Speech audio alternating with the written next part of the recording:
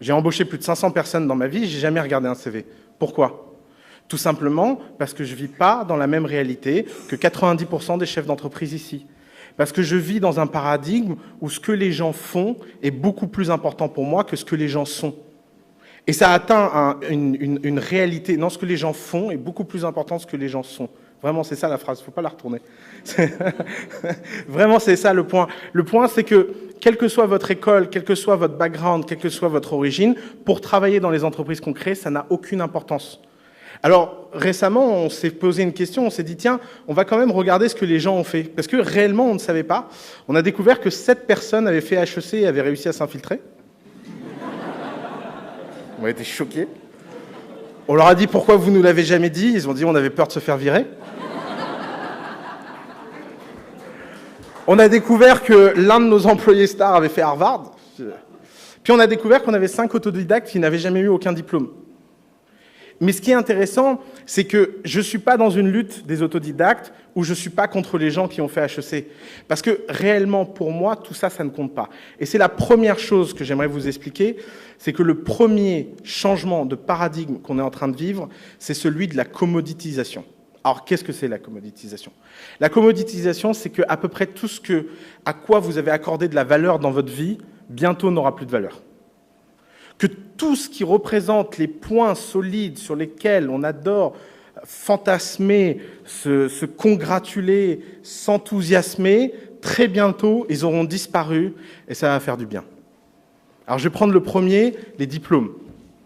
On voit bien que l'école est en crise. On voit bien que l'école n'arrive plus à comprendre ce nouveau monde.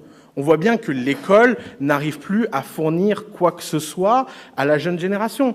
Vous savez, il y a un article qui est sorti dans Le Monde sur les polytechniciens au chômage. Alors cet article m'a fait mourir de rire. D'abord parce que c'est des polytechniciens qui sont au chômage, donc ils ne vont pas faire pleurer dans les chaumières, c'est normal. Et dans cet article, un polytechnicien dit « Je ne comprends pas, j'ai travaillé très dur en prépa avec la promesse que j'appartiendrai à l'élite de la nation et personne ne semble le reconnaître. » Et alors, ce qui est génial avec cette phrase, c'est que vous avez deux façons de la voir. La première, comme une phrase qui mérite un séjour en hôpital psychiatrique, parce que vous avez vraiment quelqu'un qui pense sur Terre que 2 ans de sa vie au lycée valent une vie entière de reconnaissance due. Et puis ensuite, vous vous rappelez qu'en fait, il n'y a pas si longtemps, c'était comme ça. Il n'y a pas si longtemps, à avoir fait Polytechnique, vous ouvrez des portes sur ce que vous êtes et envoyez un signal toute votre vie. Et toute votre vie, on disait « Ah oui, celui-là, il est polytechnicien ». Sauf que le problème, ça veut dire quoi? Ça veut dire qu'aujourd'hui, des polytechniciens très bons, il y en a plein. Je me suis même associé avec un. Mais le problème, c'est qu'il n'est pas bon parce qu'il est polytechnicien. Être polytechnicien n'est qu'une corde à un arc construit, entretenu, travaillé, et qui est dû à quoi? Tout simplement au fait qu'on est passé d'une société où ce qui avait de la valeur était l'information, à une société où ce qui a de la valeur, c'est l'opportunité de transformer cette information. Et alors c'est marrant, ça fait 3 ans que je fais des conférences en racontant ça aux gens, et les gens me disent « Oui, mais c'est ça, mais bien sûr ». Et alors maintenant, j'ai un exemple ultime, les JO 2016. Vous avez quand même le champion du monde de javelot qui s'est formé sur YouTube. Le champion du monde de javelot était médaille d'argent au JO de Rio, qu'on appelle YouTube Man, dans son pays natal d'Afrique, a gagné les championnats du monde de lancer de javelot et la médaille d'argent à Rio en étant formé uniquement sur YouTube.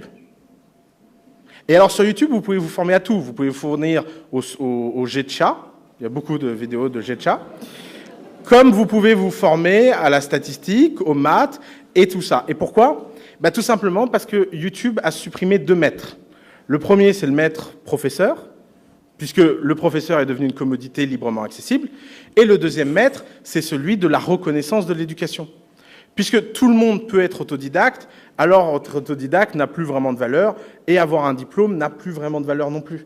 Donc comment on fait dans une société comme ça? Dans une société comme ça, tout simplement, on ravale un peu sa fierté, et on travaille encore plus dur.